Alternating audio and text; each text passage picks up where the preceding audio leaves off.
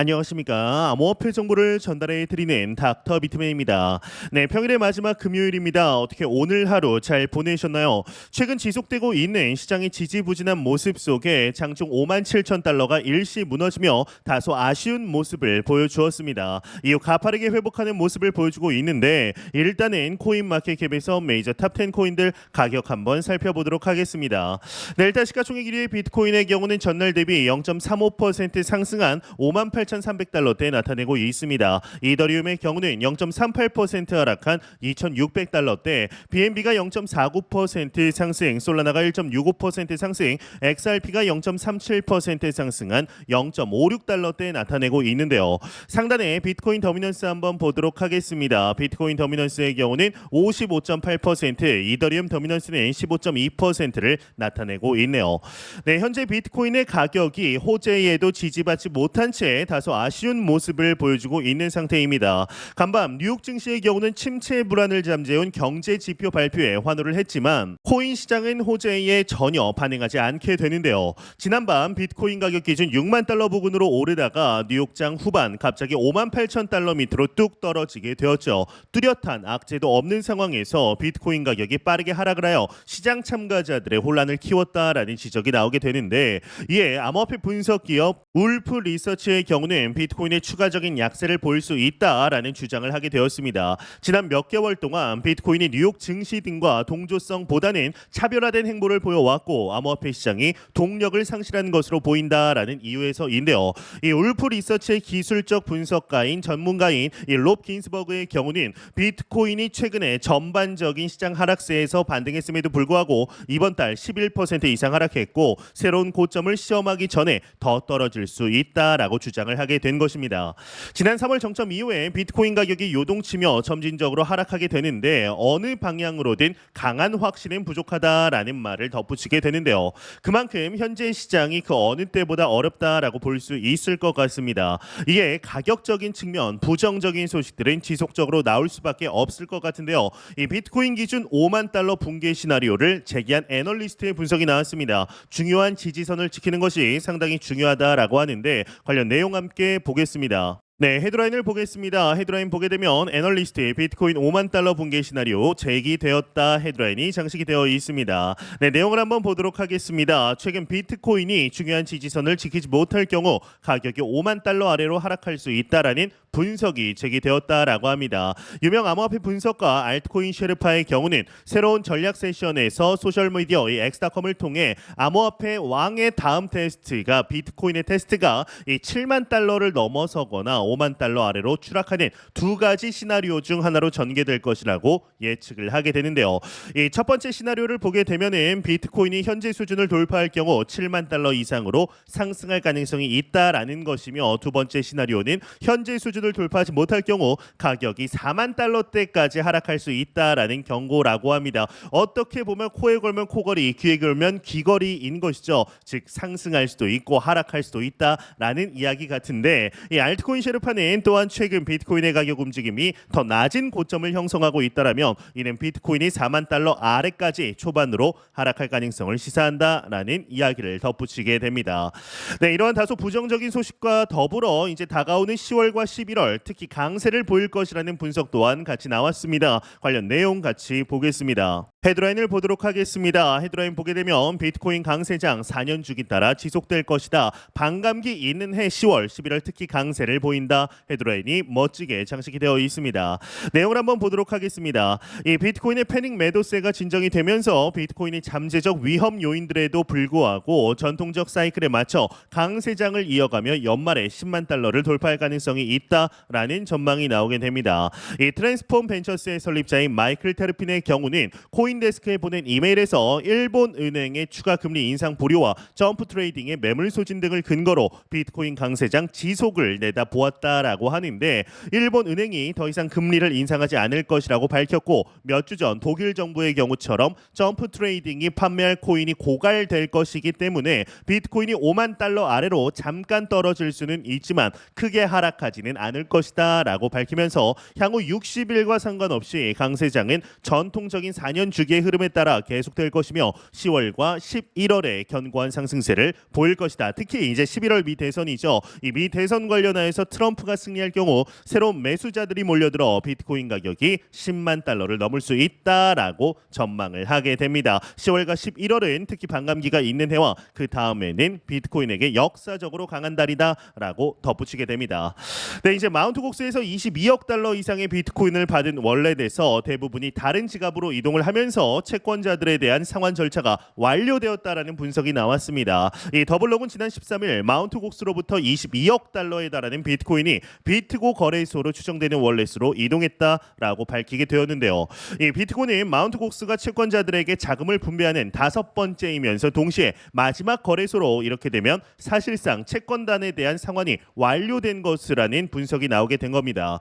이 지난 7월 동안 이제 마운트 곡스는 비뱅크, 크라켄, 비트스탬프 등 몇몇 지정된 암호화폐 거래소로 비트코인을 이체했고 2014년 발생한 해킹으로 85만 개의 비트코인을 잃은 사건을 마침내 2024년에야 해결하게 되었습니다. 이 8월에는 중요한 경제 이벤트가 있었습니다. 8월 5일 발생한 대규모 자산 가격 하락이 그것이죠. 다만 명확한 이유가 사실상 없습니다. 굳이 찾아낸 것이 일본은행의 실기입니다. 이제 어찌 되었든 자산 가격이 지나치게 올라와 있다라는 분석이 컨센서스가 되면서 공포의 시장은 하락했고 지금은 어느 정도는 회복을 한 상황입니다. 특별한 이유 없는 이 정도의 하락은 사실상 처음이죠. 그런데 유독 이 다른 자산에 비해서 비트코인을 비롯한 크립토가 그다지 좋은 성과를 보이지 못한 이유는 따지고 보면 마운트 곡스의 상환이 있었습니다. 물론 굳이 또 가져다 붙이자면 이더리움 현물 ETF 승인 이후 호재 소멸도 하나의 이유일 수 있겠지만 미국 주식과 비교하면 코인의 성적이 부진했던 것은 사실입니다. 마치 누군가 비트코인의 발목을 잡고 계속해서 하락을 이끌었던 것 같은 모습이 연출됐습니다. 그리고 그 발목을 잡은 주체가 바로 마운트 곡스였다라는 사실이 자명해졌죠. 이 반감기 이후에 비트코인 가격이 완만한 움직임을 보일 것이라고는 어느 정도 예측을 했지만 과도하게 큰 하락과 조정이 발생했던 여러 경우가 있었고 그 사이사이에는 마운트 곡스가 있었습니다. 이제 비트코인은 상승하는 데 방해가 되는 중요한 장애물 하나를 치울 수 있게 됐습니다. 물론 마운트 곡스 때문에 비트코인이 시장에 대규모 매도 물량으로 나오게 되면 또다시 하락할 겁니다.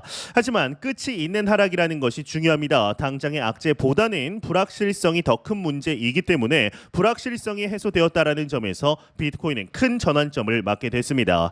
특히나 비트코인이 하락을 했다가도 6만 달러 근처로 다시 회복하는 모습을 꾸준히 보이고 있기 때문에 상당히 건전한 회복 탄력성을 가지고 있다라고 할 수 있겠습니다. 여기에 더해서 비트코인 채굴 기업들의 순손실 소식이 계속해서 전해지고 있습니다. 이 사이퍼 마이닝은 지난 2분기 1,500만 달러, 비트팜스는 2,700만 달러의 순손실을 기록했는데 이런 채굴 기업들의 손실은 반감기로 인해 어쩔 수 없이 발생하는 결과였습니다. 예상이 가능하죠. 다만 현재 채산성이 아예 안 나오느냐 하면 그것도 아닙니다. 다만 반감기로 인한 손실이 발생한 것뿐입니다. 이 비트코인의 4년 사이클상 이런 현상은 늘 동일하게 있어 왔고 결과적으로 비트코인의 물량이 줄어들고 수요는 늘어나면서 폭발적인 상승이 일어나게 됩니다. 지금은 그런 점에서 바닥에 어딘가라고 할 수 있겠습니다. 이 비트코인 투자의 가장 중요한 원칙은 아무리 가격이 등락하고 경제 상황이 변동이 되어도 동일합니다. 쌀 때 사서 비싸게 파는 겁니다. 그런 점에서 비트코인의 현재 가격은 바닥 그 어딘가다라고 말씀드릴 수 있을 것 같은데요. 이 지금 분할해서 매수하고 빠르면 연말 늦으면 2025년부터 이제 엑시트 전략을 짜 놓아야 합니다. 모두가 환호하는 시기에는 이성적인 판단이 잘 안 됩니다. 절망할 때 매수하고 박수 칠 때 떠나야 한다라는 사실을 잊지 않으셨으면 좋겠습니다.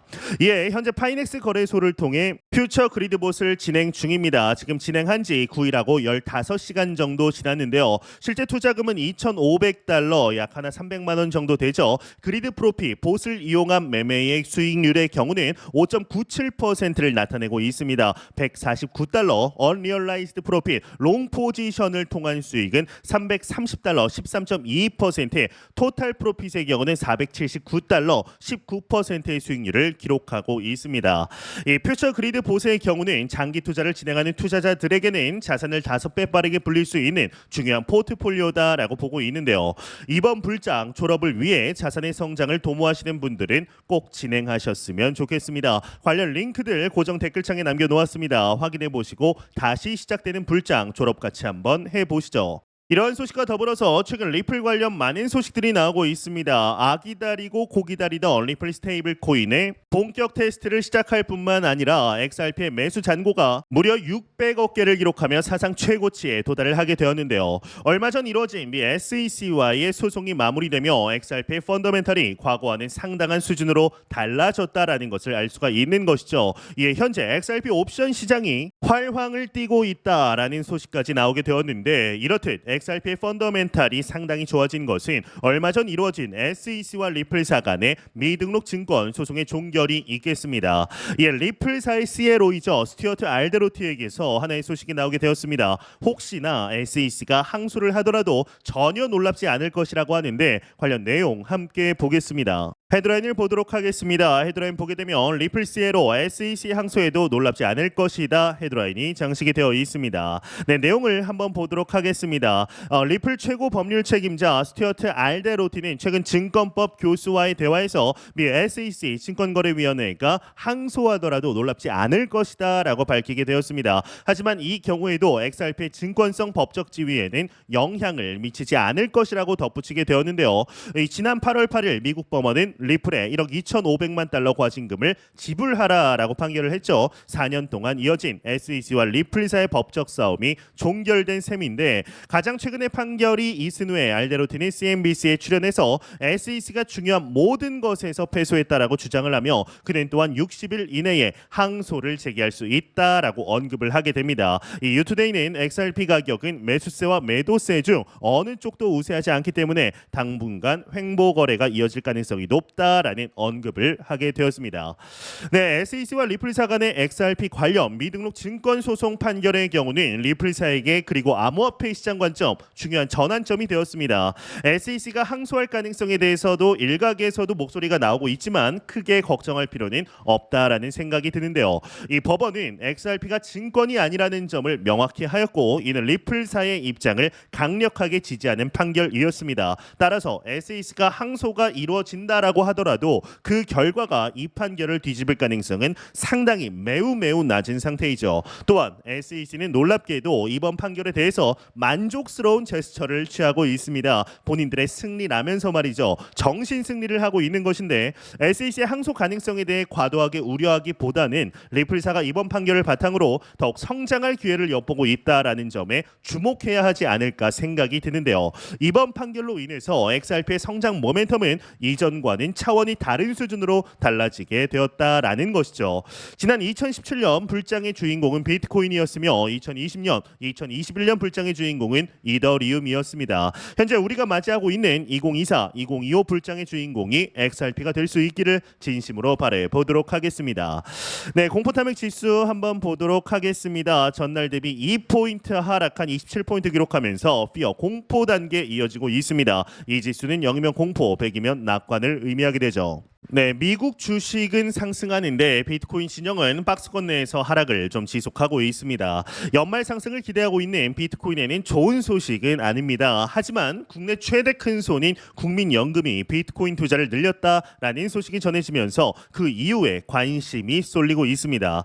물론 비트코인, 국민연금이 비트코인을 직접 매수를 해서 투자를 하는 것은 아닙니다. 비트코인 관련주를 매수하고 있는 거죠. 이 국민연금은 이 미국 주식 직접 투자 포트폴리오에 이 코인베이스와 마이크로스트래티지를 담은 것으로 알려지게 됩니다. 지난 2분기 국민연금의 증권 보유 현황 공시에 따르면 국민연금은 마이크로스트래티지에 24만 5천 주를 신규 투자한 것으로 알려졌습니다. 이미 2023년 3분기 국민연금은 코인베이스 주식에 28만 2천 주를 추가 매수했고 비트코인에 대한 간접 투자를 시작한 바 있습니다.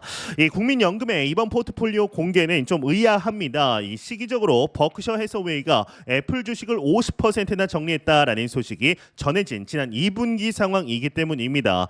이 워렌 버핏이 비트코인에 투자를 한다면 좋겠지만 그의 살아생전에 그런 일은 없을 것으로 보입니다. 그가 너무 비관적인 이야기를 많이 해왔기 때문이죠. 그런데 오히려 국민연금은 비트코인 관련 투자를 늘린 겁니다. 국민연금의 규모와 신중함을 고려한다면 비트코인 투자의 비중 증가는 주목할 만합니다. 특히나 그 시기가 2024년이라는 게 매우 중요한 2024년 상반기에는 반감기가 있었고 앞선 2월에는 SEC의 비트코인 현물 ETF 승인도 있었죠. 당장 단기적으로는 가격 하락이 발생하더라도 장기적으로는 상승을 기대할 수 있다라는 판단을 국민연금에서 했다라는 뜻이 됩니다. 이런 관점에서 보면 개인 투자자들 역시 비트코인에 대한 기대를 가져도 그리 위험한 선택은 되지 않을 것이라는 판단이 서게 되는데요. 미국 주식은 하락분을 대부분 메웠고 이제는 오히려 전고점을 돌파하는 것 아닌가라는 기대가 생길 정도입니다. 반면 크립토는 비트코인이 힘을 쓰지 못하면서 호재가 나와도 코인 가격에 제대로 된 반영을 못하는 모습입니다. 이 8월에 맞은 금융위기 수준의 하락 때문에 투자자들에게 불안감이 있는 것이 사실입니다. 이러다 큰 폭의 하락 자산 가격 전반에 오는 것 아닌가라는 불안 말입니다. 이 워렌 버핏이 현금 비중을 점점 늘리는 것은 어쩌면 심리가 주도하는 자산 시장의 가장 큰 악재라고 할 수 있습니다. 하지만 국민연금 같은 큰 손이 비트코인 비중을 늘리고 있다라는 사실은 우리가 놓쳐서는 안 될 시그널입니다. 어차피 버크셔 해서웨이는 코인과는 무관한 투자사입니다. 중요한 것은 기존의 제도권 투자자들이 점점 비트코인과 크립토 전반에 투자를 늘려가는 상황입니다. 비트코인 현물 ETF뿐만 아니라 이런 움직임이 많아지면 비트코인 상승에는 매우 큰 호재가 될 수 있다라는 말씀을 드리고 싶은데요. 현재 우리는 너무나 좋은 시기 속에 실제적인 투자 이어가고 있습니다. 매 영상 말씀드리지만 절대로 단기적인 시각으로 이 시장 바라보지 마시며 장기적인 시각으로 또한 오랜 시간 동안 함께할 수 있는 여유 자금을 통하여 투자를 진행하시길 진심으로 바라보도록 보도록 하겠습니다. 네, 제가 준비해온 소식은 여기까지입니다. 영상이 도움이 되셨다면 구독과 좋아요 그리고 광고 한 편만 처음부터 끝까지 시청 부탁드립니다. 이 채널은 오직 광고 수익으로 운영이 되게 됩니다. 항상 영상 시청해 주시는 시청자분들 구독자분들 너무나 감사드립니다. 오늘 남은 시간 잘 마무리하시길 바라면서 저는 더욱 도움이 되는 영상으로 찾아뵙도록 하겠습니다. 지금까지 닥터 비트맨이었습니다. 감사합니다.